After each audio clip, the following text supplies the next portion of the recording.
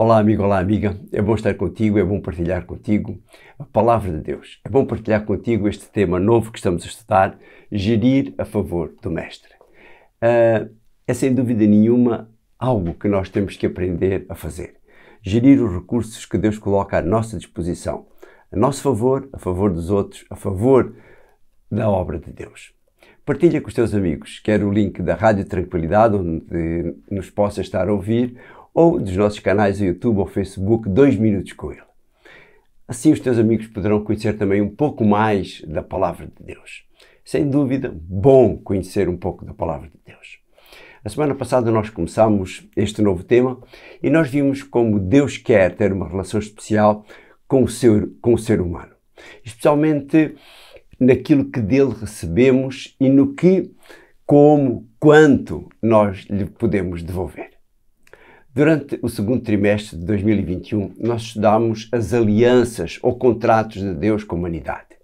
Desde a aliança feita com Adão e Eva, com Noé, com Abraão, com Jacó, com os descendentes de Jacó após o cativeiro de Babilônia e também de Jesus com a humanidade através do seu sacrifício. O texto base da nossa lição leva-nos até uma dessas alianças onde Deus apresenta as suas condições e os benefícios que o povo de Israel pode ter dessa aliança. Em Deuteronômio, no capítulo 28 e nos versos 1 e 2, diz assim: Mas se realmente obedeceres às ordens do Senhor teu Deus, pondo em prática todos os mandamentos que hoje te comunico, então o Senhor teu Deus fará de ti um povo superior entre todos os povos do mundo. E depois no verso 2 ele continua: E escuta a voz do Senhor teu Deus, e todas estas bênçãos virão sobre ti em abundância. Todos os contratos têm aspectos comuns. As partes, o objetivo do contrato, as obrigações das partes e os benefícios para a concretização desse contrato. Seja um contrato de compra e venda, seja um contrato de trabalho, seja o que for. Embora Deus faça contratos unilaterais com a humanidade, como por exemplo a promessa de não mais destruir a terra com o dilúvio, haver sol e chuva e estações do ano para todo o universo, quer sejam maus, quer sejam bons, a maioria dos contratos que Deus estabelece são contratos bilaterais, ou seja, com dois intervenientes. Os contratos de Deus com o ser humano não são diferentes dos contratos em geral, conforme atrás referimos, tendo as mesmas cláusulas, sendo as vantagens da concretização desse contrato sempre para o ser humano. É isso que nós iremos considerar de uma forma resumida em alguns contratos feitos por Deus. O primeiro contrato estabelecido entre Deus e o ser humano, após o pecado, foi o contrato que visava restabelecer a situação humana ao seu estado original e foi sempre um dos aspectos subjacentes aos diversos contratos que eu referi atrás. Este contrato estabelecia que, com a vinda de Jesus à Terra, a sua morte e a sua ressurreição, todos aqueles que aceitassem essa morte e ressurreição teriam direito à vida eterna.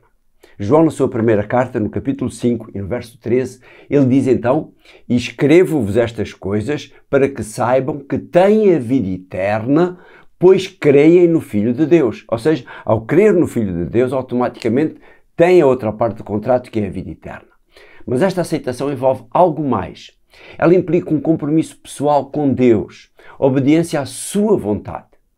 E Pedro resume isso da seguinte forma. Na segunda carta, no capítulo 1 e nos versos 10 e 11, Pedro diz assim: Por isso, meus irmãos, esforcem-se cada vez mais por se manterem firmes na escolha e chamamento que receberam de Deus. Se fizerem assim, não voltarão a cair no mal. E depois ele continua no verso 11. E desse modo vos será oferecida uma larga entrada e ampla no reino eterno de Jesus Cristo, nosso Senhor e Salvador. Pedro está aqui a dizer que tem de haver empenho pessoal, tem de haver uma relação sistemática com Deus e com Jesus. Esta é a nossa parte do contrato. Se isso acontecer, será oferecida ao ser humano que aceitar essas condições uma entrada larga e ampla no reino de Deus. O caminho aqui poderá parecer estreito ao obedecermos à vontade de Deus, mas o fruto dessa obediência será a entrada por uma porta escancarada, como se costuma dizer. Ao nós olharmos para o Velho Testamento, encontramos prefigurada na entrada da terra prometida, esta entrada no reino dos céus por esta porta larga. Se repararmos, as condições são as mesmas. Deus está disposto a dar, mas da parte do ser humano tem de haver o compromisso de obedecer. Repara na proposta de Deus aos israelitas pouco antes de atravessarem o Jordão para a entrada na terra de Canaã. Seria uma entrada pela porta larga, por assim dizer. Conforme aquele texto que nós vimos, que é o texto base da nossa lição, no capítulo 28 de Deuteronômio, nos versos 1 e 2, onde diz: mas se realmente obedeceres às ordens do Senhor teu Deus, pondo em prática todos os mandamentos que hoje te comunico, então o Senhor teu Deus fará de ti um povo superior entre todos os povos do mundo. Repara nisso, um povo superior entre todos os povos do mundo, se obedecer. Mas depois no verso 2 ele continua: e escuta a voz do Senhor teu Deus, e todas estas bênçãos virão sobre ti em abundância. Quando nós continuamos a ler este capítulo 28, nós vamos encontrar nele uma série de benefícios que o Senhor dá ao povo de Israel, decorrentes da sua obediência, portanto, as bênçãos. Mas por outro lado, o Senhor é muito claro quanto àquilo que eles sofrerão se se afastarem da vontade de Deus. Como dizia a filha de Billy Graham, Deus é um cavalheiro e Ele não está onde não é desejado. Por isso as pessoas que optam por não desejar fazer a vontade de Deus, de ter a sua presença, também vão deixar de receber os benefícios desse companheirismo com Deus. Um aspecto muito importante nesta relação contratual com Deus, especialmente da parte do ser humano, é o reconhecimento de quem é. Como vimos na semana passada, o Criador de todas as coisas, aquele que coloca à nossa disposição todos os bens por si criados, e nós somos simples administradores dos mesmos. Foi exatamente a pensar na facilidade com que o homem se esquece disso que Deus instituiu algumas festividades no antigo Israel, como por exemplo a festa das primícias. Salomão dá valor a essa festa das primícias com a afirmação que ele faz no livro de Provérbios, no capítulo 3, nos versos 9 e 10. Ele diz: honra o Senhor com os teus haveres e com os primeiros frutos das tuas colheitas. Portanto, as primícias, os primeiros frutos das colheitas. E no verso 10 ele continua: os teus celeiros se encherão de trigo e os teus lagares transbordarão de vinho. Mas se Deus é o dono de tudo, por que oferecer-lhe então as primícias? Ele pede isso a pensar em nós, para nos fazer lembrar da nossa tendência natural para sermos egoístas. Pensarmos em tudo aquilo que conseguimos é apenas fruto do nosso trabalho, do nosso conhecimento, esquecendo quem criou o sol, esquecendo quem nos dá a chuva, ou até mesmo quem nos formou à sua imagem e semelhança. Ao reconhecermos que tudo advém de Deus, aprenderemos a confiar nele, tornamo-nos generosos, compassivos com os necessitados, melhores gestores dos recursos que Ele coloca à nossa disposição, equilibrados na gestão dos nossos recursos, prudentes, participantes na disseminação do Evangelho por aí fora. A manutenção desta relação entre o ser humano e Deus leva a um outro contrato. Um contrato de confiança no primeiro otorgante, Deus. Talvez este seja o contrato mais difícil para o ser humano, este ser humano egoísta que eu referi lá atrás, pois mexe numa percentagem certa de tudo aquilo que Deus coloca à nossa disposição, o dízimo, 10% do nosso rendimento. Este egoísmo não é só característico da nossa sociedade, já o era no tempo em que Deus comunicava de uma maneira mais direta com os seres humanos através dos profetas. Vê aquilo que diz Malaquias no capítulo 3 e nos versos 8 e 9. Diz no verso 8: e eu pergunto, poderá alguém enganar Deus? Pois me enganaram. E ainda perguntam: em que foi que te enganamos? Enganaram-me nas décimas e na parte das ofertas que me é devida como tributo, diz Deus. E depois no verso 9 ele continua: toda a nação me enganou, todos me enganaram, por isso foram amaldiçoados. Isto era o que acontecia com os antigos israelitas. Todos se afastaram de Deus, todos se recusaram a devolver a Deus aquilo que era necessário para a manutenção da sua casa, do templo, o dízimo, a 10ª parte do seu rendimento. Como consequência disso, o Senhor retirou deles a sua bênção. A expressão ser amaldiçoado tem o mesmo significado que não ter a bênção, pois no entendimento dos antigos, não ter a bênção de Deus era a mesma coisa que sofrer um castigo. Por outro lado, vejamos aquilo que acontecerá àqueles que cumprirem fielmente este contrato que o Senhor quer fazer com o ser humano para o seu bem.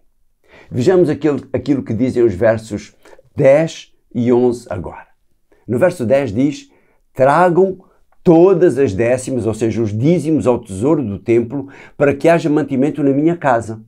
Ponham-me à prova e verão se vos abro os reservatórios do céu para derramar sobre todos uma bênção que lhes trará ainda maior abundância. Palavra do Senhor Todo-Poderoso. Depois ele continua no verso 11. Não deixarei que os gafanhotos devorem o produto da terra e que as vinhas nos campos fiquem sem fruto. Palavra do Senhor Todo-Poderoso.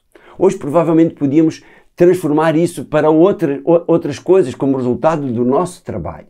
São muitas as histórias que conhecemos do sucesso daqueles que são fiéis ao Senhor, para quem o Senhor tem aberto os reservatórios do céu, a quem a sua fidelidade tem redundado em abundância, em proteção dos seus haveres, em serem salvos de desgraças maiores.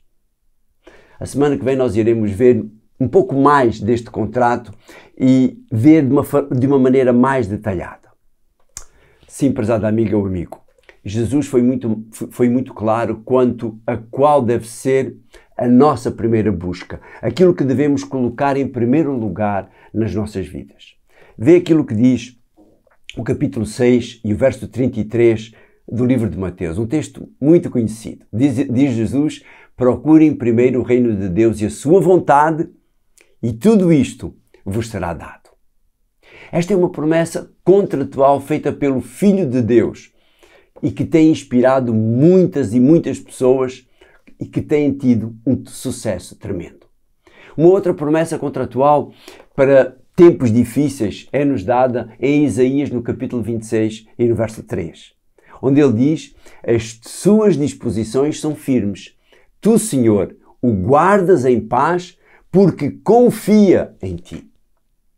Deus quer o melhor para o ser humano, tanto em termos materiais como em termos de bem-estar físico e até espiritual, ou especialmente espiritual. Por isso, Ele nos propõe estes contratos. Como eu dizia no início, nós, tu e eu, somos os grandes beneficiários destes contratos. Todos eles são feitos a pensar em nós. No entanto, os mesmos só serão válidos se nós cumprirmos as suas cláusulas. Querido Deus, obrigado porque nos amas. Obrigado pela tua misericórdia. Obrigado porque te preocupas conosco. Obrigado porque queres o melhor para cada um de nós. Obrigado por estes contratos que colocas para cada um de nós. Ajuda-nos a cumpri-los da melhor maneira. Te pedimos em nome de Jesus. Amém. Foi bom estar contigo, ver esta lição contigo. A semana que vem nós iremos, então, como eu dizia há pouco, aprofundar um pouco mais este contrato que fala sobre o dízimo. Eu convido-te a que te juntes a nós na semana que vem para aprendermos um pouco mais do que é isto do dízimo, para que é que ele serve, porque é que ele foi instituído, desde quando ele foi instituído. Um abraço e até para a semana.